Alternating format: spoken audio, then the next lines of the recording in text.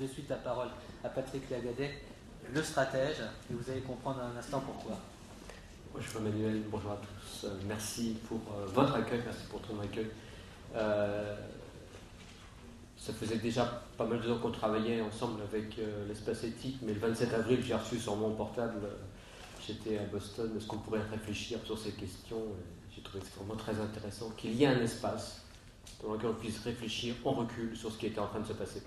Et je venais de quitter le taxi dans lequel il y avait des vociférations de quelqu'un qui disait qu'Obama n'aurait jamais le cran de fermer immédiatement la frontière avec le Mexique. Donc ça m'a mis tout de suite dans l'ambiance sur le mode, attendez, si on réfléchissait un petit peu avant de déclencher n'importe quoi sur l'ensemble de la planète, ça serait peut-être très bien. Et j'avais répondu à main guerrier, si on pouvait au moins faire la liste de toutes les fausses bonnes idées tout de suite. Parce qu'en général, dans les crises, on se précipite sur les issues de secours qui ne sont pas les bonnes, et après on dit, mais on est coincé. Donc est-ce qu'on peut réfléchir? Et en général, dans mon expérience, c'est la seule chose qui est interdite, c'est de réfléchir. Donc on a pu travailler avec l'espace éthique, et ce qui m'a intéressé, c'est de pouvoir mettre en direct, en temps réel, les réflexions qu'on avait à disposition sur le site de l'espace éthique. Et je trouvais que c'était une innovation qui était intéressante, que n'importe qui peut se brancher, et entrer dans une discussion, parce que personne n'a la vérité révélée sur ce genre d'affaires, c'est extrêmement compliqué. Alors j'ai deux problèmes ici, c'est que je ne suis spécialiste ni de l'éthique ni du médical, donc quel droit je peux parler. Je passe ma vie, je disais ce midi, à travailler sur les espaces de grandes crises, sur lesquels c'est des casse-têtes absolues, c'est-à-dire qu'on ne sait pas. C'est pas de l'incertitude, c'est de l'ignorance claire. Bon. Alors, qu'est-ce qu'on peut trouver comme intelligence stratégique et comme intelligence de pilotage sur ces situations qui vont devenir maintenant tout à fait courantes? Et le même jour, le 27 avril, où j'étais à Boston, le temps d'attendre l'avion, j'ai appelé mon ami Jim Young, qui avait piloté le SRAS, en essayant de le joindre, de lui dire qu'il faudrait qu'on réfléchisse ensemble. Une chose me venait à l'esprit dans ce qu'il m'avait dit 1 an et demi auparavant, lorsqu'on avait fait une vidéo où je demandais son témoignage sur le SRAS. Il m'avait dit, nous aurons des pandémies, elles seront graves, moyennes ou faibles. Et ça m'a beaucoup aidé, parce que quand vous avez dès le départ de quelque chose la possibilité de ne pas immédiatement avoir une seule vision, pandémie égale 18 égale imminente, ça vous donne un tout petit peu de marge qui vous permet de décrypter, d'interroger, de proposer, de collaborer, d'inquiéter, de se poser des questions ensemble. C'est cette distanciation avec l'évidence qui vous donne un peu de marge. Alors, si je voulais tout résumer, alors pardonnez-moi, je sais qu'intellectuellement, c'est un sujet qui est vraiment pas amusant parce qu'on traite d'un blanc. Donc, on n'a pas la sécurisation immédiate de l'ensemble des protocoles et des capacités. Donc, je sais qu'intellectuellement, c'est pas facile et que psychologiquement, c'est intolérable. Mais en gros, si je vais tout à résumer, je dirais que les paradigmes des risques et des crises qu'on a aujourd'hui ne fonctionnent plus. Nos logiciels de pilotage ne sont plus les bons. Nos outils et dispositifs de gestion de crise sont quasiment passés à l'adversaire. C'est-à-dire qu'on a des processus ouverts, mais c'est des têtes de pont de la crise le plus souvent.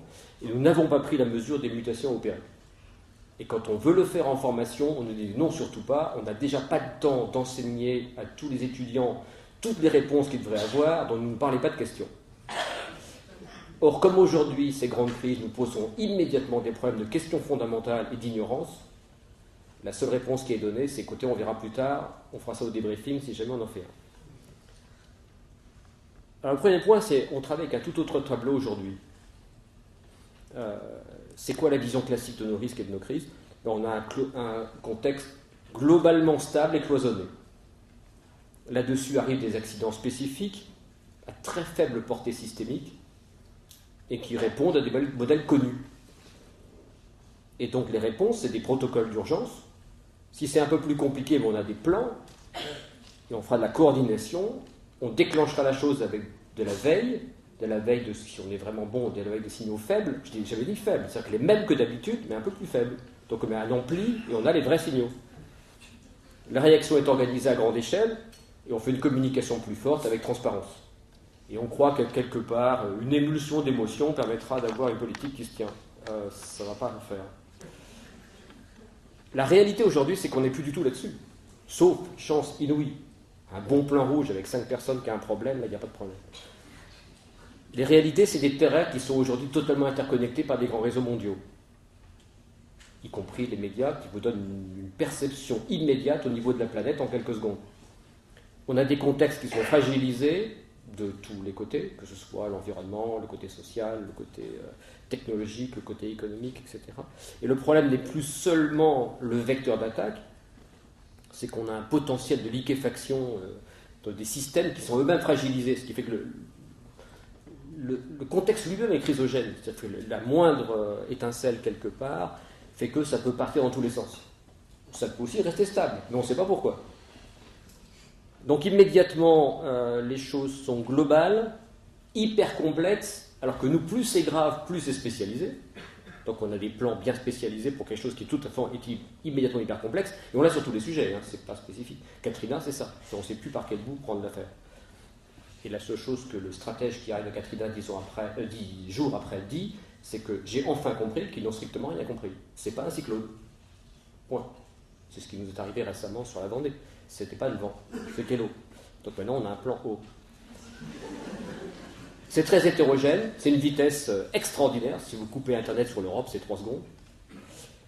C'est l'ignorance, c'est pas l'incertitude sympa dans laquelle on a les experts qui vont se réunir, ils vont trouver comment grignoter cette incertitude. C'est comme sur ce que me disait Dominique Dormont sur la vache folle. C'est le cœur de l'affaire, je ne sais pas.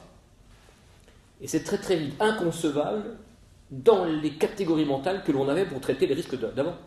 Donc on pourrait les concevoir, mais tout d'un coup là, ça ne fonctionne plus. Alors comme dit Thomas Kuhn, la science elle aime bien avoir un bon paradigme et puis on travaille les anomalies qui sont résiduelles. Mais dire qu'il faut changer à haute vitesse un paradigme qui ne fonctionne plus et en situation quand même un peu puissante potentiellement sur les effets, ça on n'aime pas tellement.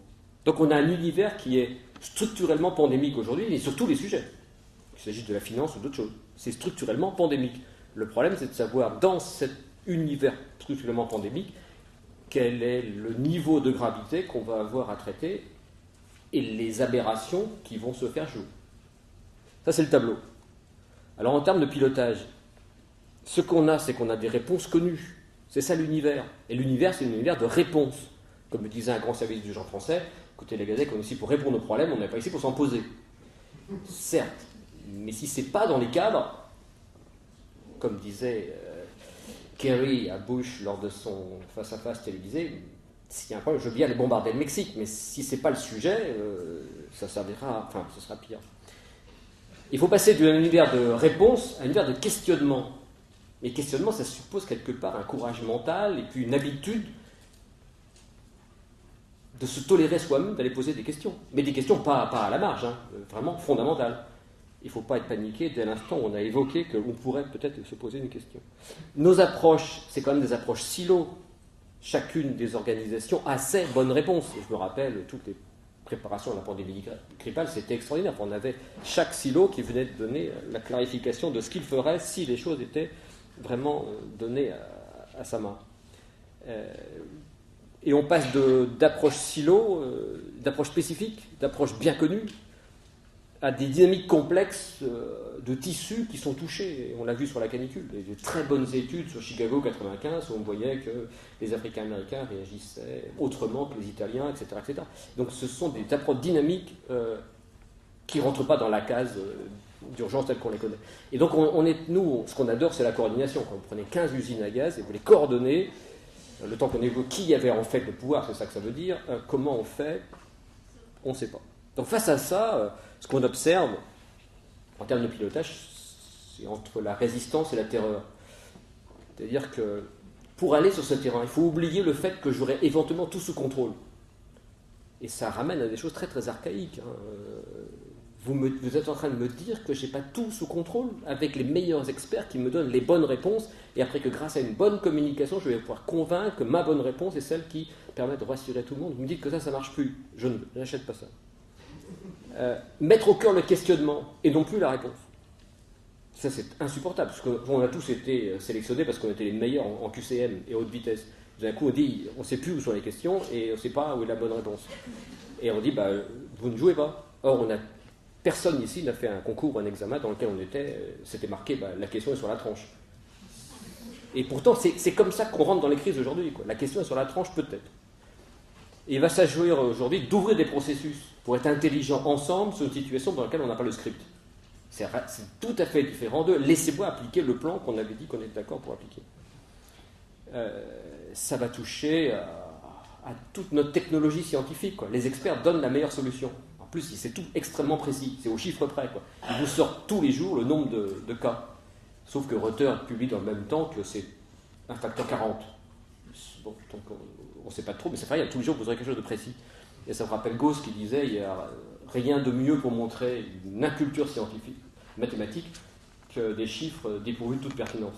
Mais c'est vrai, c'est tellement rassurant d'avoir un bon chiffre bien précis qu'on va continuer et on va communiquer là-dessus. Et on ne cachera rien sur le chiffre, sauf qu'il ne veut rien dire.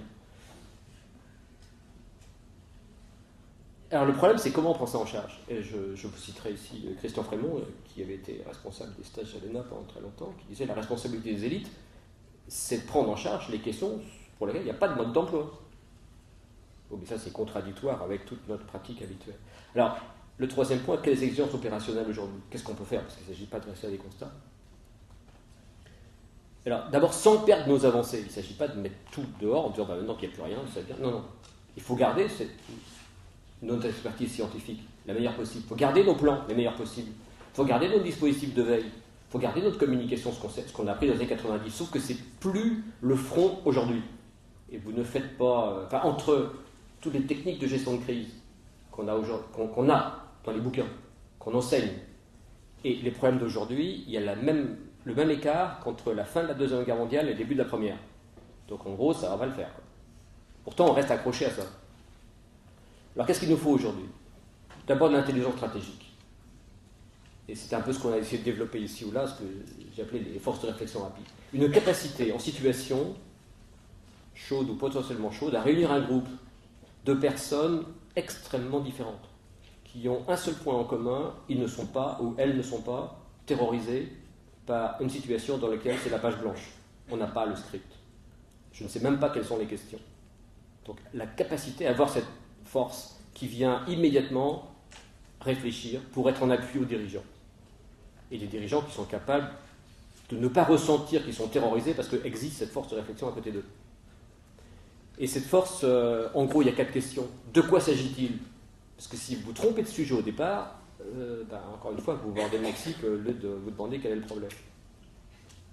Deuxième chose, c'est quoi les pièges? Quand vous partez en blanc, les pièges. Vous avez amené des palmes parce que vous alliez nager, et puis tout d'un coup, on vous demande de gravir la Napurna. Non, il y a un problème. Et c'est souvent ça. C'est quoi les pièges? Troisième question, avec qui vous allez jouer? C'est quoi les acteurs? Et c'est pas le beau temps administratif. Enfin, ça, oui, ça va jouer peut-être, mais ça va pas être le sujet. Et à chaque crise, et à chaque moment de la crise, comme vous l'avez dit, ça peut muter pendant la crise. Donc pendant la crise, ma première question, de quoi s'agit-il? Ma seconde, quels sont les pièges? Et ma troisième, avec quels acteurs je joue, peut muter à très très haute vitesse. Et comme aujourd'hui, il y a des basculements et des cristallisations à très haute vitesse, cette capacité à suivre est absolument fondamentale. Sinon, Jorel, comme dans ce très très beau film, vous avez vu La chute du faucon noir, le responsable qui dit « Je crois que nous avons perdu l'initiative ». Mais si jamais il n'y a que le responsable qui ne le voit pas et que tout le monde voit qu'on a perdu l'initiative, on peut continuer. Le chemin de fer peut continuer sur les rails tant qu'il y a des rails, mais personne ne croit. Et on regarde le chemin de fer, on dit « Tiens, c'est bizarre, j'espère qu'ils vont s'en tirer ». Donc les 4 questions, et la 4e question, c'est si vous avez une idée, merci, et c'est pas pour dans 15 ans. Donc à la fois être capable de réfléchir, d'ouvrir la question, mais être capable aussi de donner une traduction opérationnelle qui seront souvent non pas des réponses fermées, mais des éléments dynamiques qui permettront à un système chaotique de reprendre un peu d'équilibre, mais dynamique, comme sur un vélo, pas assis sur un bloc de béton ou sur une ligne Maginot. Donc ça, c'est pour au moins qu'on ouvre ça. Alors, il est évident que des gens qui n'ont jamais été formés à ça, et des institutions qui ont toujours pris que s'il y avait un problème, on avait un plan, c'est inacceptable. Donc il y a un problème pédagogique, un problème psychologique majeur pour développer ce genre de capacité de réflexion en recul et en temps réel. Le deuxième point, c'est on a beaucoup entraîné en crise des communicants ou des opérateurs de systèmes d'expertise technique sur situation. Il nous faut aujourd'hui prendre l'initiative de former les dirigeants là-dessus. Ils ont le boulot le plus compliqué, parce qu'on leur dit, même les opérationnels techniques, même les experts vont leur dire, nous on a ça, mais où vous voulez qu'on cherche? Dans quelle direction ça vous intéresserait d'eux? Parce que nous on ne sait pas. Et si la réponse est appliquer le plan, encore une fois, il y aura une terreur qui va se développer. On peut aller où on veut, mais on ne sait pas où on va. Qu'est-ce que doit faire comment on fait cet entraînement à ce pilotage sans mode d'emploi aujourd'hui? Ça va être tenir le choc du blanc. On vous annonce que, écoutez, voilà ce qui se passe. Enfin, ça ne correspond à rien de ce qu'on a préparé. Qu'il n'y ait pas ce réflexe, qu'il va revenir à ce qu'on est préparé, puis la réalité reviendra bien dedans. Le terrorisme passera bien sous la portique. Ça a coûté tellement cher qu'il faudra bien qu'il l'utilise. Deuxièmement, comment je pilote l'expertise? C'est pas du tout évident. C'est pas moi qui est piloté par l'expertise. C'est moi qui vais. Et comme disait Dominique Dormont, la première chose que l'on doit demander à un expert, c'est quelles sont les limites de fiabilité de son expertise. Et non pas, j'espère qu'il n'y a pas en plus des choses que vous ne savez pas. Piloter des grands ensembles opérationnels. Vous avez un film magnifique, c'est 13 jours, sur l'affaire de Cuba. Vous avez Kennedy avec son équipe, c'est ce merveilleux, qui se bat pied à pied pour ne pas se laisser imposer les règles d'engagement. Oui, je fais ça. Enfin, si vous faites ça, vous faites la guerre mondiale, et en plus, on a tout perdu. Donc, on peut peut-être réfléchir. Et on lui répond, mais non, c'est les règles d'engagement. On a fait ça depuis le XVIIIe siècle. Vous avez McNamara qui dit à l'amiral en question, écoutez, le XVIIIe siècle, mais si vous... attendez, on est en train d'inventer un nouveau langage. On est en train d'inventer une nouvelle page blanche. Donc, arrêtez de me dire que vous avez toujours fait ça comme ça. Si l'autre en face n'est pas du tout habitué, vous allez le voir fondre devant vous. Si vous me cassez mon joujou, il ne me reste plus rien. Si c'est ça, c'est dommage. On n'a pas fait la bonne préparation. Donc restez maître des plans. Les plans, c'est bien, mais c'est des outils. Préparer les dirigeants à refonder du sens en situation. C'est ça qui va manquer le plus. C'est quoi le sens de tout ça? On va où? C'est quoi la définition que vous avez de la situation dans laquelle on est? Et c'est quoi la perspective? Préparer le dirigeant à développer de la cohésion dans un système qui va partir de tous les côtés. Parce que dès qu'il y a un peu de peur dans le système, ça part de tous les côtés. Alors certes, on peut compenser en faisant un peu de ciment de communication, mais ça va très très vite être limité. Je serai transparent, mais au bout de quelques temps, si tu n'as rien à dire, c'est pas la peine d'être transparent, c'est vraiment transparent. Donc il faut faire l'entraînement au sens strict. Et comment on entraîne les dirigeants? Très souvent, nos exercices sont des exercices de validation des protocoles qui ont été clarifiés et mis sur le papier pour que ça marche, la situation est nominale. Alors, la préparation des dirigeants en ces crises aujourd'hui, c'est la préparation à se confronter à des situations pour lesquelles ils n'ont pas été entraînés en termes de réponse, mais il faut les entraîner en termes de capacité de questionnement. Bon, j'arrête là. En termes de communication, c'est très, très bien chaotique. Je me rappelle un exercice dans lequel on avait dit aux gens de la communication, le problème, c'est pas seulement TF1, c'est Internet. Vous avez répondu, mais non, nous, on fait ça, on sait faire que TF1, donc on laisse tomber Internet. Oui, si aujourd'hui, le problème, c'est Internet, et que les cristallisations se font à la milliseconde au niveau mondial, il y a un problème.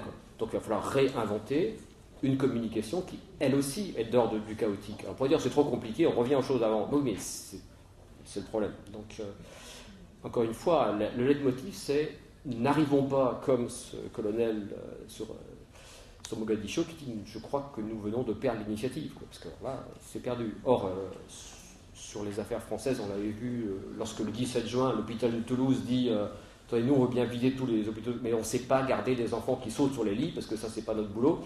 Il y a comme un problème. Et alors là, on s'est dit attendez, le système va repartir. Alors, en formation initiale, aujourd'hui, c'est absolument capital. Alors, je sais, dans tous les colloques, on finit toujours par conclure que tout ce qu'on ne sait pas faire, il faut l'enseigner en maternelle. C'est bien. Mais si on pouvait l'enseigner aussi dans les universités et les grandes écoles qui préparent à ces fonctions de dirigeants, et qui seront non plus une question une fois dans la carrière si on n'a pas de chance, mais quelque part une question qui sera posée au moins tous les trimestres à ces dirigeants. Donc les enjeux sont tellement énormes que l'on passe du temps. On me dit on n'a déjà pas suffisamment de temps pour expliquer les bonnes équations et les bons textes juridiques qu'on n'a pas le temps de faire ça. Mais c'est pas qu'on n'a pas le temps, c'est quelque part c'est extrêmement inquiétant parce qu'encore une fois ça renvoie à ce que M. Kuhn disait. Un retour d'expérience, je pense qu'il faut être capable de voir, et on l'avait proposé à l'espace éthique, donc même changer complètement d'univers, et de faire un retour d'expérience en temps réel, parce que c'est comme ça qu'on pouvait espérer ne pas perdre l'initiative, au moins qu'aujourd'hui, après l'expérience récente, mais il y a d'autres expériences de ce même genre à regarder, sans doute qu'on se refait sa crédibilité et sa capacité de pilotage pour la suite dans la qualité du retour d'expérience qu'on engage aujourd'hui. Sinon, la prochaine crise, de quoi s'agit-il? C'est nous partons sur une crise avec une crédibilité qui n'est pas du tout celle que nous avions début 2009. Et donc là, on a un autre problème, qui est toujours dynamique. Donc ce qu'il faut éviter, c'est un peu ce que disait Marc Bloch dans l'étrange défaite. Il ne pouvait pas penser cette crise, il ne pouvait donc que la perdre. Je crois qu'aujourd'hui, on a muté sur ce terrain des risques et des crises, et on est largement en retard sur le terrain stratégique. Donc il n'y a plus qu'une solution, c'est d'essayer d'être à la hauteur des réponses et des questions qui se posent. Autrement, ça va être bonjour les dégâts. Merci.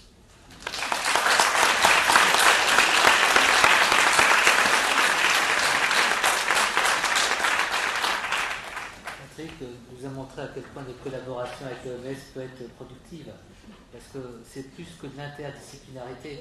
Tout à l'heure, quand Bernard-Marie Dupont abordait la précaution, nous, grâce à Patrick, on a préféré la synthétique, c'est-à-dire vraiment une observation de ce qu'est le risque.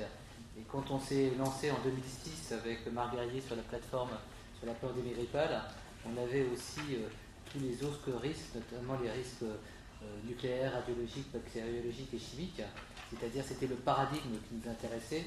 Et je crois que l'éthique, à travers vraiment des approches, là c'est une approche des polytechniciens avec ces arguments, dans la technique, je veux dire, de l'argumentation, je trouve que c'est cette richesse-là, à mon avis, qu'il faut mettre en commun. C'est pour ça que cette symbolique de cette collaboration avec l'OMS, elle doit être très forte, on la portera très loin.